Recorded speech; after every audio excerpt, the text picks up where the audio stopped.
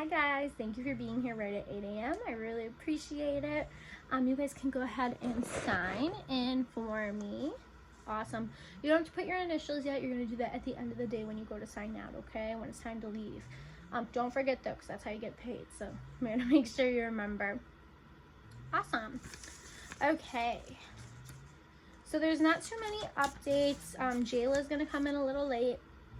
I already talked to her and mom, so it's all good.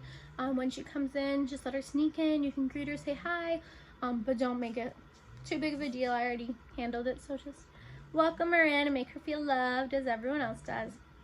And then make sure that you guys are checking those kids in the door when they arrive, because we want to make sure that they are in that good dress code. Once they come in, greet them at the door, hi. They're in that good dress code, awesome.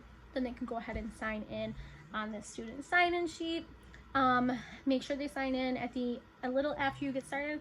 I'll come in and do a physical attendance too, but I'll also collect this, so all the names need to be on it, okay? Awesome. All right, that should be it for morning stuff. That I think all you have, all that. Okay, so let's talk makeup. So for makeup, the first thing you want to talk about is the brushes. Did you bring your brush? Yeah, so I remember on the phone I said if you bring your brush it can be helpful because you can show them this is a powder brush, this is a foundation brush, everything like that. If you didn't, it's okay. There's a page in the book that says what each brush does and pictures of them, or you could use the students to demonstrate. But either way, I'm sure you'll be fine. You just want to show them everything. You want to teach them what each brush does, okay? They might not have every single brush that's on that page in the book. That's okay. But we just want to show you what the brushes you do have are for so that you can use them appropriately. Awesome. And then you're going to start with that fresh, clean face. Before we apply any makeup, we have to clean our face. We want to make sure they wash their hands first, and then they can go ahead and grab a pie plate and grab a bowl of water. Everyone wets their face, everyone cleanses, everyone moisturizes, everyone eye creams. You want to keep them all on the same step, just like we did for the first class when we did skincare. Because as you know, if you don't, then you'll have 50 kids asking you what the blue stuff is for. And you can say, we're not on blue, we're on pink. Everyone's on pink. It helps with that classroom management a ton when everyone stays on that same page. Awesome. Before that lesson, I'll make up those pie plates. You don't have to worry about that. And I can help you pass them out. And then once they're done, have them dump the water right back in that pitcher, and I'll come clean that out so you don't have to do it. But just make sure, again, everyone dumps their water. Everyone throws out their bowl. Once all of skincare is cleaned up, then you can go ahead and start that makeup lesson with the makeup itself. I'll come in and pass out that foundation that we tested them for last time to match. A lot of the kids, especially the youngers, haven't done foundation before, so they're going to put on a lot, and then it's going to be dark. A little goes a long way. And blend. Make sure you really emphasize the blending of it, because that will help make it more natural. Now remember, the foundation is not a part of the 5-minute face, but for today they can do it because we want to make sure it's a good fit for them. We want to make sure they know how to apply it. Okay, cool. So once everyone's foundation's looking good, everyone looks natural, then they can go ahead and apply that powder, lip, and mascara. Make sure that their powder, sometimes they might have to mix two of the powders together to find one that matches their skin tone. And then for that mascara, you want to teach everyone the same way. So the older kids might know how, might go right in. The younger kids might not, but also some teenagers might not have done it either. So you want to make sure to teach the basics so that everyone knows. So they can put it right to their eye and blink it through if they have to. Okay? How many coats of mascara do they use? Yeah, and when I do it, I like to emphasize, like, it's not just 1, 2, 3. It's 1 full coat. Okay, 2 full coats. Okay, 3 full coats. Yeah. And then that 5-minute face is now part of that dress code, so make sure they feel comfortable with it. And that lip, powder, mascara. Remember, no more foundation. Just did that to try it out. And then while the girls are doing that, the boys can read in the book about shaving after they do that skincare too, because everyone does skincare. Cool. Any questions on that? Okay, cool. And then you're going to jump into those ties. Did you guys bring your ties? Okay.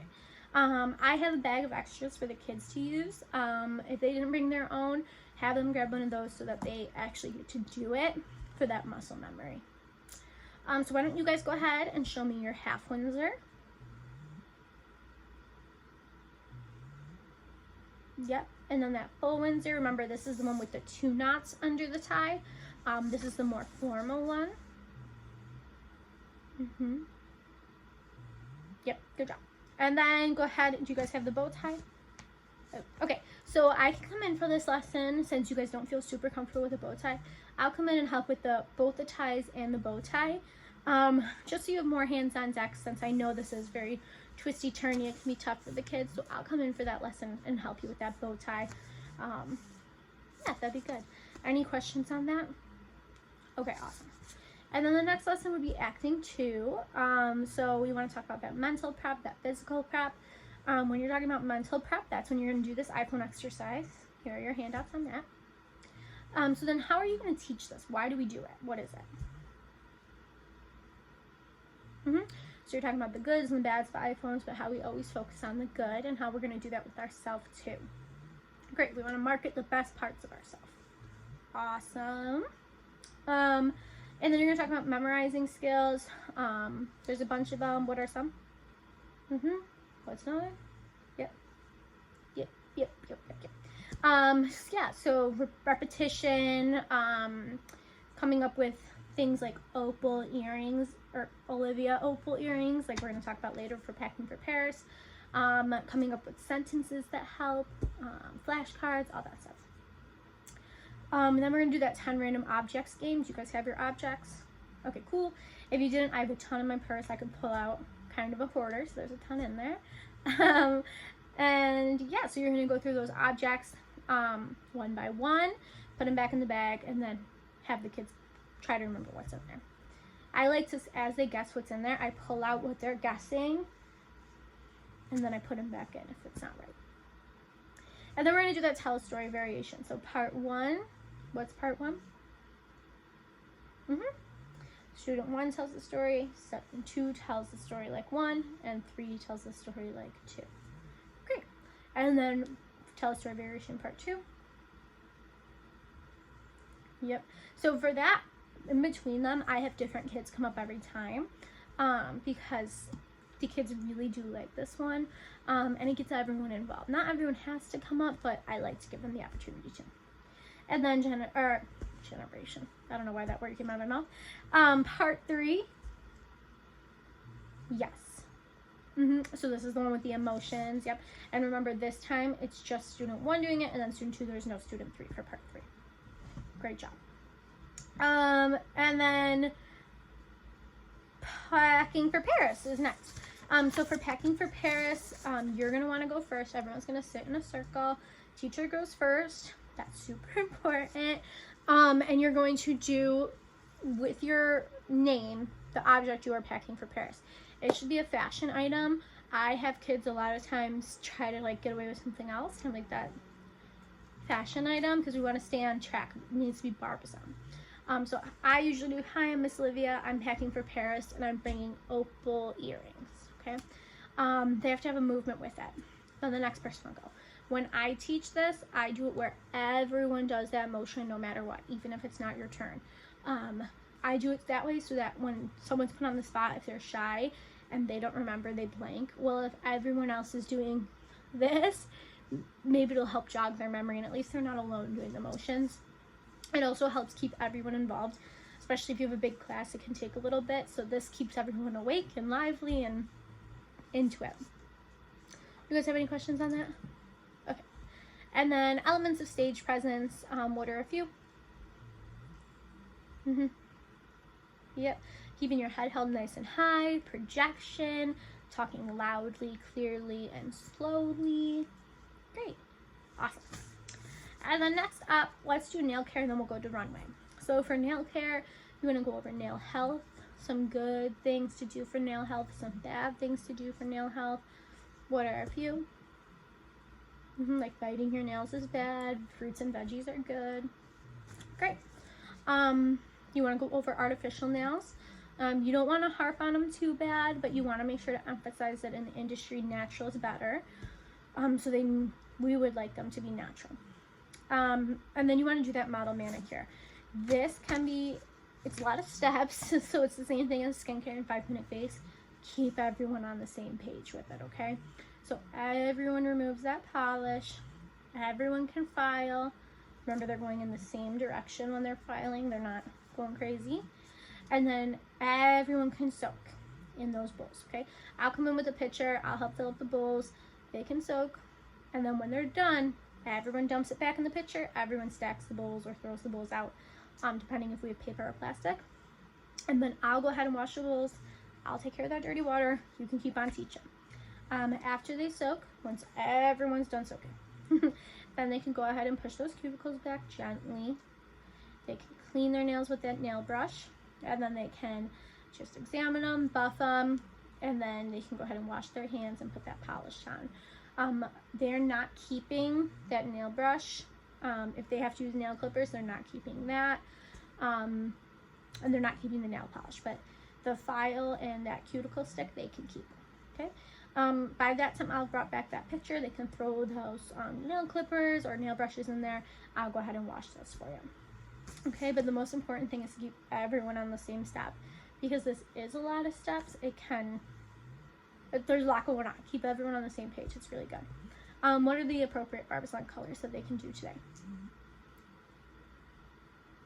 Yep, clear, nude, or light pink. There's not going to be enough bottles for everyone, so they will have to share, pass them around, and be patient. And then let them dry. We don't want to get nail polish on the tablecloths or anything, so patience is key. And then you want to emphasize that nail care is now a part of that dress code, along with that 5-minute face. So the more they can practice it, the better, because we want to have marketable nails. If they still have acrylics on at this point, make sure to emphasize that nails are now a part of dress code. So we would prefer natural. If they fight you on the acrylics, just try to emphasize, hey, can you at least do like a natural color, one of the Barbizon colors. Awesome. And then again, like I said, just make sure that everyone stays on the same page. Everyone cleans up their garbage after this one, because the little plastic from the cuticle stick and the file tends to go everywhere. So just make sure everyone cleans up after themselves. Any questions on that? Okay, cool. So the last but not least that we have to go over is runway. So what's the turn that the girls are learning today? The half turn, yeah. Why don't we get up and why don't you show me your half turn? Awesome. Yeah, awesome. And what's the verbiage you're going to use when you teach that? Yeah, so you're going to step, place, turn. Great. You really want to emphasize that. Make sure they start in model stance, step, place, turn at the end of the runway, go back, and then the end of that model stance. Great. Some teachers teach both the boys poses on day 1. Some people do one on day 1, one on day 2.